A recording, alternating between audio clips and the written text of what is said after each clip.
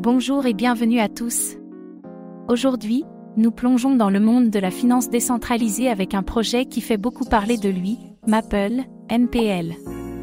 Est-ce le futur de la finance décentralisée, ou bien une promesse qui pourrait échouer sous la pression des défis à venir?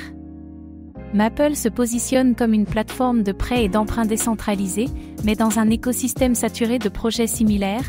Est-ce vraiment l'opportunité d'investissement que tout le monde attendait, ou une fausse promesse qui pourrait se dissiper comme de la vapeur? Grâce à son modèle de prêts institutionnels, Maple veut connecter les entreprises et les institutions à la DeFi de manière sécurisée.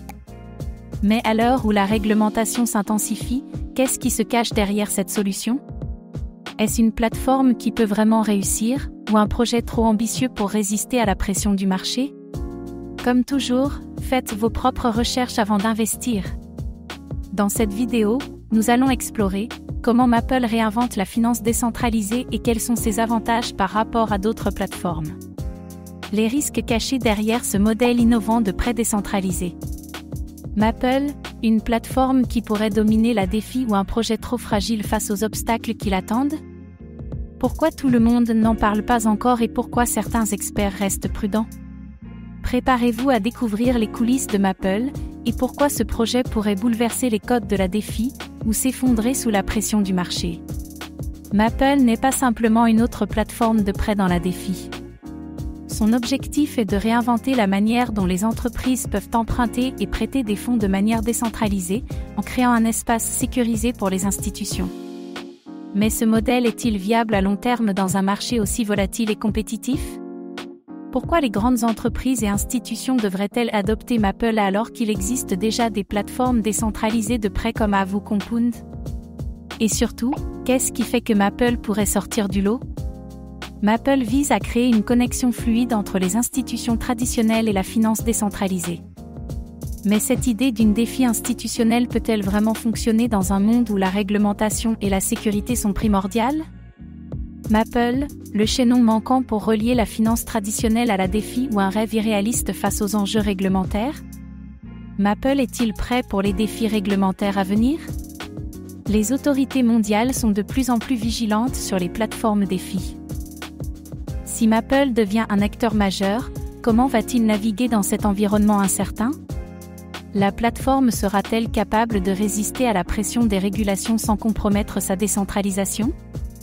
L'aspect réglementaire pourrait-il tuer l'idée même d'une DeFi ouverte et accessible? Maple cherche à offrir un modèle de prêt qui se distingue des plateformes classiques. Mais l'intégration des institutions pourrait-elle déstabiliser l'écosystème DeFi tout en introduisant de nouveaux risques? Comment la plateforme gérera-t-elle les prêts à grande échelle sans provoquer une crise de liquidité ou des défauts massifs? Maple, une solution innovante ou un risque trop grand pour la DeFi? L'avenir de Maple dépendra-t-il de son adoption par les grandes entreprises ou des utilisateurs DeFi?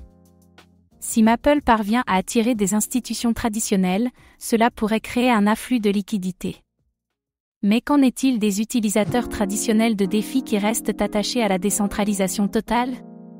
Quel est le vrai potentiel de cette plateforme? Le modèle de Maple repose sur un réseau de pool managers, des acteurs qui gèrent les prêts sur la plateforme. Cela pourrait-il créer un point de centralisation risqué pour un projet qui se veut décentralisé? Si trop de pouvoir se concentre entre les mains de quelques pool managers, la philosophie même de la DeFi pourrait-elle être compromise? Maple, un projet décentralisé ou une plateforme où la centralisation s'infiltre en silence? Si Maple parvient à surmonter les obstacles réglementaires et à convaincre les grandes institutions d'adopter sa plateforme, il pourrait transformer la DeFi en un système plus accessible aux masses.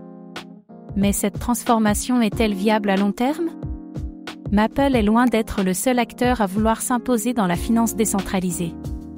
Avec des projets comme Aave, Compound et MakerDAO qui ont déjà une longueur d'avance, Maple pourra-t-il tenir tête à ces géants et devenir une véritable alternative? Maple a-t-il ce qu'il faut pour révolutionner la finance décentralisée, ou est-il destiné à échouer face aux défis réglementaires et à la concurrence? Avec sa vision audacieuse et son modèle institutionnel unique, ce projet pourrait-il vraiment transformer le paysage de la DeFi, ou est-ce une promesse qui se dissipera au contact des réalités du marché? Le temps nous le dira. Et vous, qu'en pensez-vous? Maple est-il la clé de l'avenir de la DeFi, ou un autre projet trop ambitieux pour survivre dans un environnement compétitif et risqué? Laissez vos commentaires ci-dessous et partagez vos réflexions. Merci d'avoir pris le temps de regarder cette vidéo. Si vous avez aimé, abonnez-vous et activez la cloche pour ne rien manquer des dernières nouvelles sur le monde des cryptos.